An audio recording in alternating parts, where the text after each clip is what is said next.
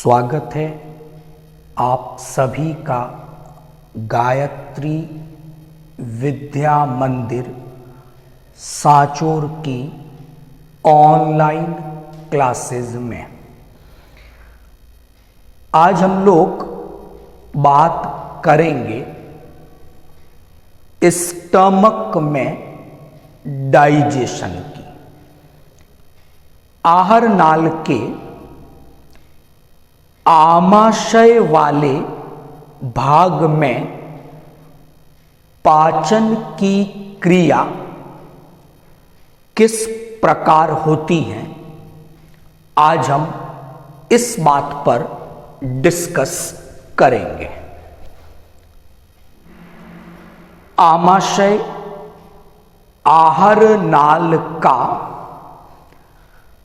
एक महत्वपूर्ण भाग है और यहां पर मुख्य रूप से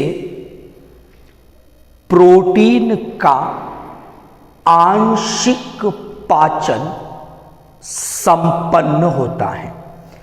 तो आज हम लोग बात करेंगे कि स्टमक में प्रोटीन के आंशिक पाचन की क्या व्यवस्था है, कौन से ऐसे डाइजेस्टिव एंजाइम हैं जो प्रोटीन के पाचन की क्रिया में सम्मिलित होते हैं। तो स्टार्ट करते हैं आज का टॉपिक, स्टमक में डाइजेशन, आमाशय में पाचन की कार्य की। क्या होगा? बक्कल कैविटी, कल हम डिस्कस कर रहे थे, मुख गुहा से बक्कल कैविटी से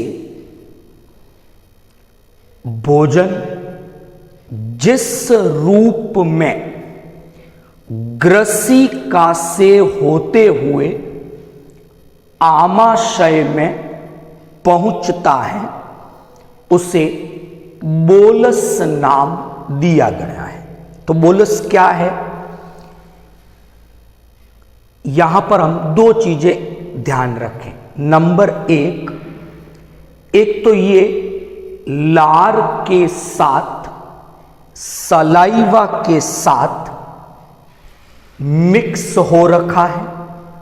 नंबर 2, कार्बोहाइड्रेट का आंशिक रूप से पाचन हो चुका है। इसी को हम बोलस के नाम से जानते हैं। तो भोजन स्टमक में, आमाशय में बोलस के रूप में एंटर करता है।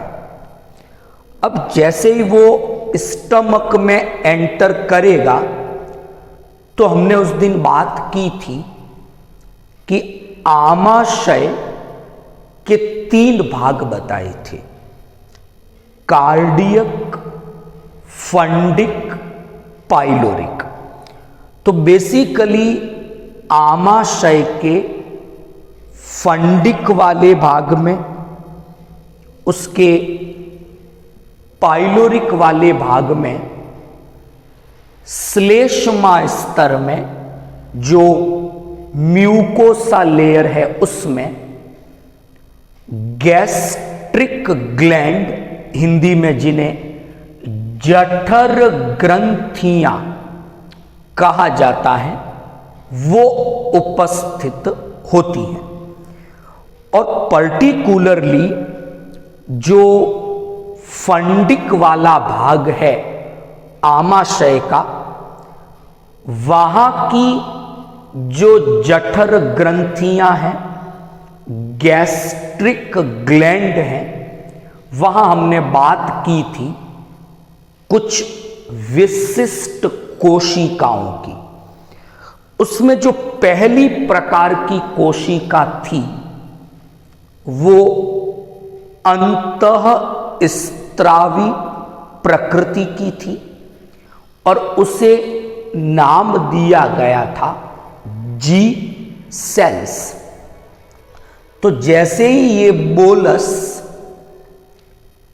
आमाशय की श्लेष्मा में उपस्थित जठर ग्रंथियों की जी सेल्स के संपर्क में आता है तो वो जी सेल्स एक हार्मोन मुक्त करती हैं, रिलीज करती हैं और उस हार्मोन का नाम गैस्ट्रिन हार्मोन है।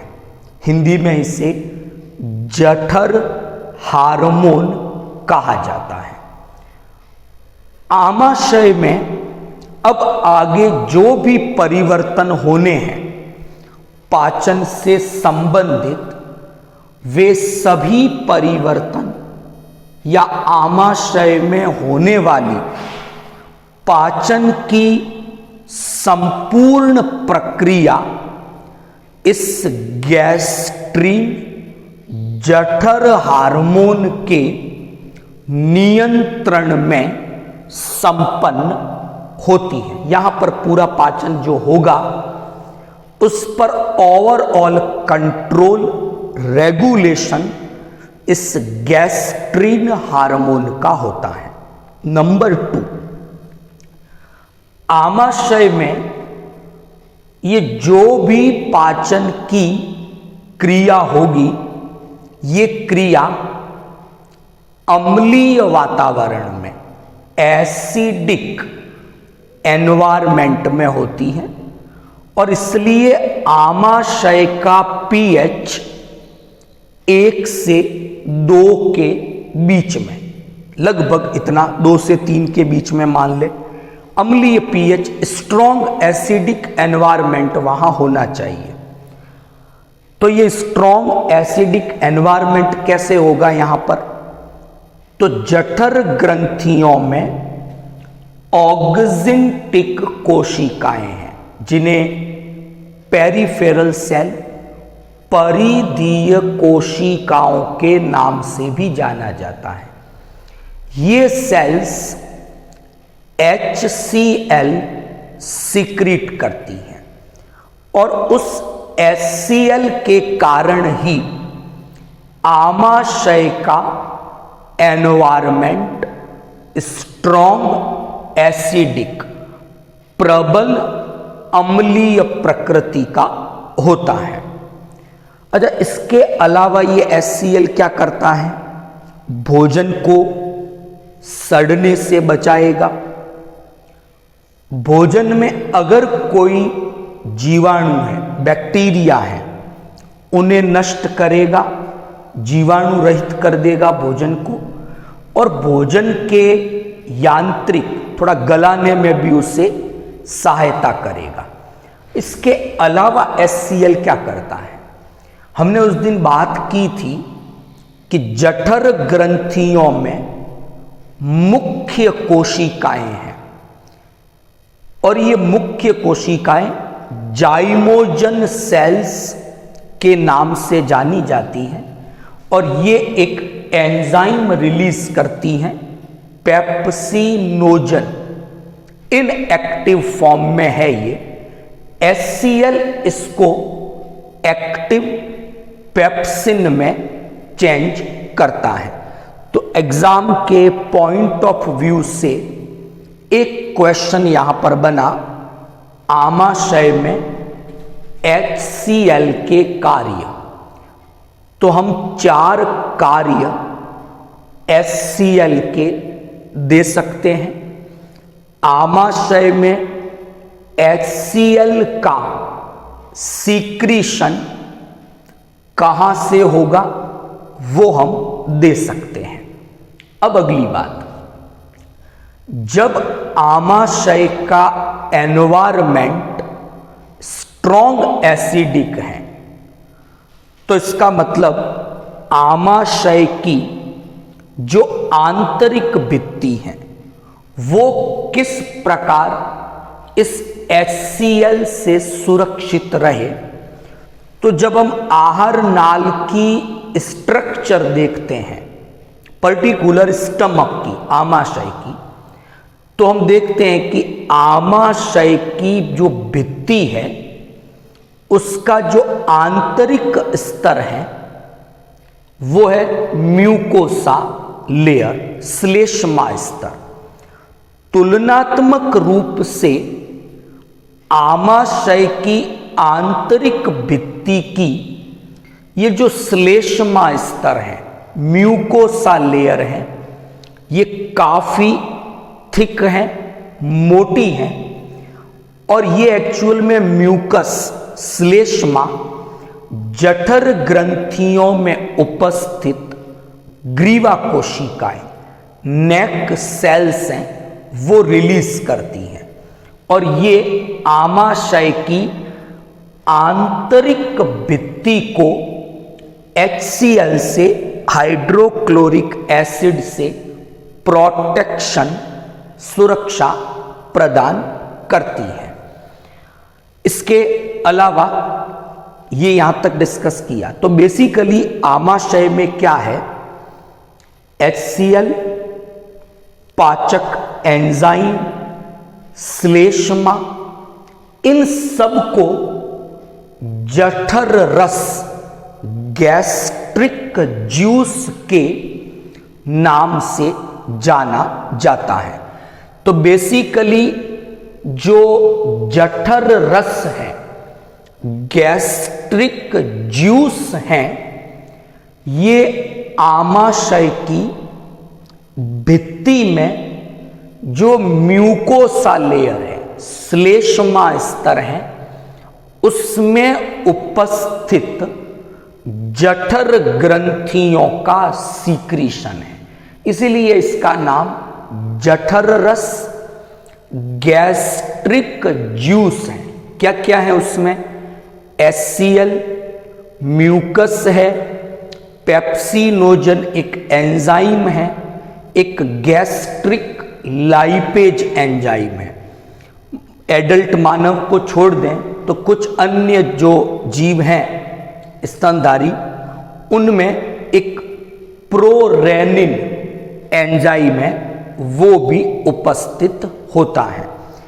तो जैसे ही बोलस आमाशय में प्रवेश करता है तो क्या होगा, गैस्ट्रिक जूस उस बोलस के साथ इंटरैक्शन करता है, क्रिया करता है, और उस क्रिया का परिणाम क्या हुआ कि बोलस का जो कंपोनेंट था वो था सलाइवा, लार, जिसका pH 6.8 के आसपास था। तो जैसे ही बोलस स्टमक में एंटर हुआ, गैस्ट्रिक जूस के साथ उसने इंटरैक्शन की, तो जो pH 6.8 था वो अब घटकर 2 के आसपास हाईली एसिडिक हो जाएगा। अब आमाशय में बेसिकली अगर मैं बात करूं तो केमिकल डाइजेशन होता है, रासायनिक विधि से पाचन की क्रिया स्टमक में होती है, और 2 एंजाइमों के बारे में हम लोग बात करेंगे। पहला एंजाइम है आपका पेप्सिनोजन। ये एंजाइम प्रोटीन के पाचन से संबंधित है। पेप्सिनोजन जठर ग्रंथियों की जाइमोजन सेल्स, या जिनको पेप्टिक सेल्स, मुख्य कोशिकाएं, इन नामों से जाना जाता है। तो वो ये पेप्सिनोजन मुक्त करती हैं इनएक्टिव रूप में, निष्क्रिय रूप में। पेप्सिनोजन को एक्टिव करने का काम HCl का है, हाइड्रोक्लोरिक एसिड का है। HCl क्या करेगा? पेप्सिनोजन को पेप्सिन में बदल देता है। पेप्सिन एक्टिव फॉर्म है, ये प्रोटीन पर अपना कार्य करता है और प्रोटीन का आंशिक पाचन करेगा, उसे पेप्टॉन्स और प्रोटियोजेज में बदल देता है। नंबर 2, आमाशय के गैस्ट्रिक जूस में वसा के पाचन से संबंधित भी एक एंजाइम है, लाइपेज। अच्छा, ऐसा ही लाइपेज हम ड्यूडेनम में भी डिस्कस करेंगे, तो कंफ्यूजन ना हो इसलिए गैस्ट्रिक जूस में, स्टमक में जो लाइपेज है उसे हम जठरीय लाइपेज, गैस्ट्रिक लाइपेज के नाम से जानते हैं। ये वसा के पाचन से संबंधित एंजाइम है। बेसिकली मिल्क के अंदर जो फैट है, दूध के अंदर, उसका थोड़ा बहुत पाचन गैस्ट्रिक लाइपेज करता है। देखो इसके पीछे रीजन है। वसा का पाचन अफेक्टिव रूप से, प्रभावी रूप से तभी संभव हो पाता है जब वसा का इमल्सिफिकेशन, पायसीकरण हो जाए, और वो काम ग्रहणी में पित्तरस, बाइल जूस करता है। कल डिस्कस करेंगे उसके बारे में। तो आमाशय में बाइल जूस नहीं है, वसा का पायसीकरण नहीं हो रहा है, इसलिए लाइपेज होते हुए भी स्टमक में, आमाशय में वसा का अफेक्टिव डाइजेशन, प्रभावी पाचन संभव नहीं हो पाता है। ओके, यहां तक ठीक। अब भोजन एक नए रूप में आया। पहले हमने कहा था कि जब वो स्टमक में एंटर हुआ था उसका पीएच 6.8 था, वो लार के साथ मिक्स था और उसमें कार्बोहाइड्रेट का आंशिक पाचन हो चुका था और हमने उसे बोलस नाम दिया। अब आमाशय में जठर रस ने उसके साथ क्रिया की, तो अब आमाशय से ये भोजन जब ग्रहणी में पहुंचेगा, छोटी आंत का प्रारंभिक हिस्सा, तो हम क्या देखते हैं कि भोजन अब गैस्ट्रिक जूस के साथ मिक्स हो चुका है। उसमें प्रोटीन का आंशिक पाचन हो चुका है और उसका पीएच 2 के आसपास है। भोजन का यह रूप जो अब ग्रहणी में पहुंचेगा काइम कहलाता है। Is that clear? अब यहां एक इंटरेस्टिंग बात और डिस्कस करते हैं। मानव के लिए तो नहीं है ये बात कि जो जाइमोजन सेल्स थी जठर ग्रंथियों की, एक तो उन्होंने पेप्सिनोजन एंजाइम रिलीज किया, एक उन्होंने गैस्ट्रिक लाइपेज एंजाइम रिलीज किया, और एक वो मानव को छोड़ दें तो बाकी के अंदर प्रोरेनिन, हालांकि शिशु अवस्था में मानव की स्टमक में प्रोरेनिन उपस्थित होता है। प्रोरेनिन को रेनेट कर्डिंग एंजाइम के नाम से जाना जाता है। क्या करता है कि जो दूध है, मिल्क के अंदर प्रोटीन है कैसीन, और मिल्क का केसीन प्रोटीन घुलनशील है और इस कारण आमाशय में वो कम समय रुकता है, पाचन प्रभावी नहीं हो पाता। तो रेनिन क्या करता है, एक्चुअल में वो इनएक्टिव फॉर्म में था, HCl उसको रेनिन में चेंज करता है, जैसे उसने पेप्सिनोजन को चेंज किया। रेनिन क्या करता है, केसीन को कैल्शियम की प्रेजेंस में, मिल्क में कैल्शियम है, रेनिन क्या करेगा, केसीन को पैराकैसिनेट में चेंज करता है। और पैराकैसिनेट सेमी सॉलिड ठोस रूप में है। तो रेनिन ने क्या किया, दूध को दही में परिवर्तित किया, कर्डिंग का काम किया, इसलिए उसे कर्डिंग एंजाइम कहते हैं। और एक बार जब पैराकैसिनेट बन गया तो फिर पेप्सिन उस पैराकैसिनेट का डाइजेशन कर पाता है। तो शिशु अवस्था में तो रेनिन है, एडल्ट में ये कर्डिंग का काम HCl स्वयं कर लेता है।